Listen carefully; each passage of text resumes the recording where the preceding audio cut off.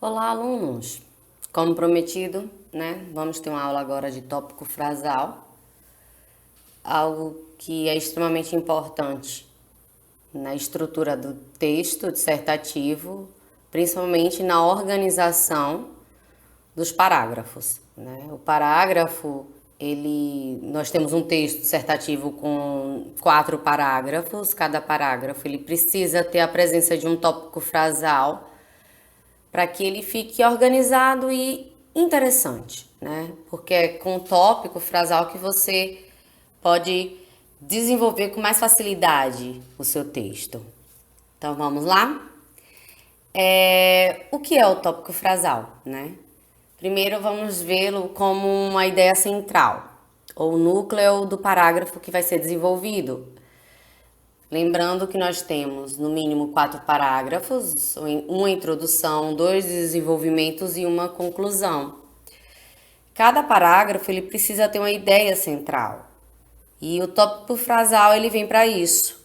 É aquela primeira frase, é aquela primeira abordagem onde você vai trazer um resumo do seu ponto de vista que você vai desenvolver ao longo do parágrafo, tá? Então, é importante ter esse tópico frasal que você vai organizar seu texto e não vai fugir. Então, naquele momento que você está planejando o seu texto dissertativo, é bom você também pensar nesse tópico frasal. A partir daí, você construir o restante do texto, o restante do parágrafo, né? É preciso deixar algo aqui bem claro para vocês. Não se deve escrever mais do que uma ideia central em cada parágrafo. Vocês não podem colocar mais de uma. Coloquem somente uma ideia central, um tópico frasal. Porque você pode perder o sentido do texto, você pode fugir e aí fica confuso. Então, somente um tópico frasal. Eu trouxe alguns exemplos de tópico frasal, existem vários, mas os mais utilizados eu trouxe aqui, tá? Até para o vídeo não ficar grande. Nós temos o tópico, né, a declaração inicial. Esse é o mais utilizado, tanto que quando eu busquei exemplos foi o que eu mais achei. Tem tanto que outros tipos de tópico frasal eu não achei com facilidade, vou ficar devendo a vocês, principalmente que eu estava olhando as redações nota 1000, exemplos de redação nota 1000. O tópico frasal que fala da declaração inicial, ele normalmente ele vem no início, né, de forma muito forte, dando logo de cara essa opinião, essa afirmação do autor, né? Pode ser uma ideia tanto afirmativa quanto uma ideia negativa, tá? E logo após esse tópico, nós vamos ter justificativas, exemplos, analogias, confrontos, razões, restrições, exemplificações mesmo, explicando ali que ideia é essa que você trouxe, né? É a mais utilizada também. Nós temos a definição, que também é bastante utilizada. Eu não gosto muito, mas é bastante utilizada e o Enem aceita, é o que importa, né? Ele vai definir, ele vai trazer uma palavra é o centro do tema e você acaba definindo ele e vai discutir ao longo do texto. Eu tenho medo porque algumas pessoas traz a definição e não traz essa explicação, só define e larga lá. Por isso eu fico com medo quando vocês usam, porque acaba não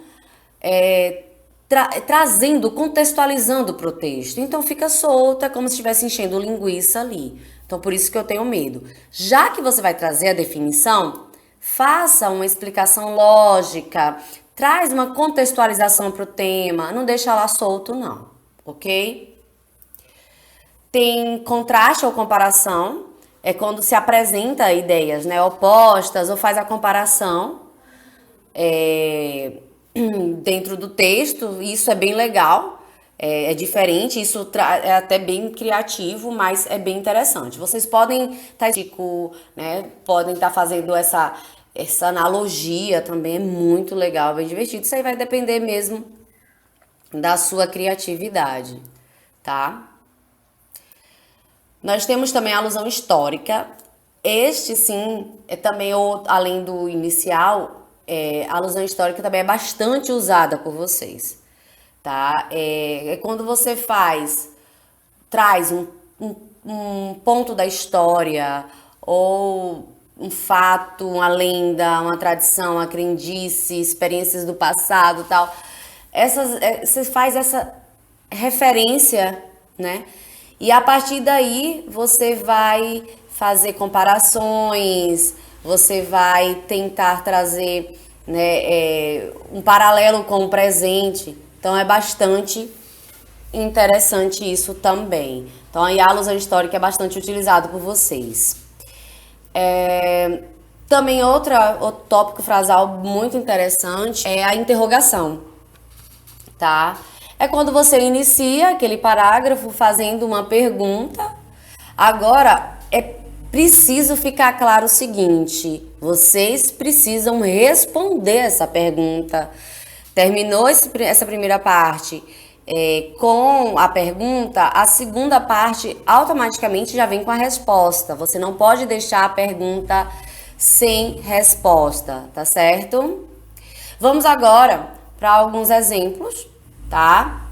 Eu trouxe aqui uns exemplos de redação nota 1000, ok? Vamos lá. Em primeira análise, é lícito postular que a informação é um bem de valor social, o qual é responsável por modular a cosmovisão antropológica pessoal e influenciar os processos de decisão humana. Nesse raciocínio, as notícias e acontecimentos que chegam ao indivíduo exercem forte poder sobre tal, estimulando ou suprimindo sentimentos como empatia, medo e insegurança. É factual, portanto, que a capacidade de selecionar via logaritmos as reportagens e artigos que serão vistos por determinados públicos constitui ameaça à liberdade de pensamento crítico. Nós temos aí um exemplo que vai trazer esse tópico frasal introdutório, onde ele apresenta a opinião dele, vocês podem perceber aí de amarelo. Tá? Ele vai logo lançar a ideia, né, o que ele deseja a desenvolver, e as outras linhas, né, o restante do parágrafo, vocês conseguem observar essa explicação, né, o que ele vai trazer, explicando esse tópico frasal. Fica muito claro, fica bem estruturado e organizado, ok? Próximo exemplo, nós temos uma alusão histórica, tá? Vamos lá. No Brasil, o início do processo de educação de surdos remota ao Segundo Reinado. No entanto, esse ato não se configurou como inclusivo, já que se caracterizou pelo estabelecimento de um apartheid educacional, ou seja, uma escola exclusiva para tal público, segregando-o dos que seriam considerados normais pela população. Assim, nota-se desafios ligados à formação educacional das pessoas com dificuldade auditiva, seja por estereotipação da sociedade civil, seja por passividade governamental. Percebam que ela faz uma alusão histórica, depois ela vem explicando e logo depois ela dá traz a opinião dela sobre isso de forma muito clara, muito objetiva e bem estruturada. E por último, nós temos aqui um exemplo de uma definição. Vamos lá. Segundo a atual Constituição Federal, o Brasil é um país de Estado laico, ou seja, a sociedade possui o direito de exercer qualquer religião, crença ou culto. E aí ele dá continuidade, tá? Mas percebam que ele fala, o Brasil é um país laico, e logo após ele explica o que é um país laico. Espero que vocês tenham gostado, tá? Tópico frasal é muito importante para a estrutura do desenvolvimento.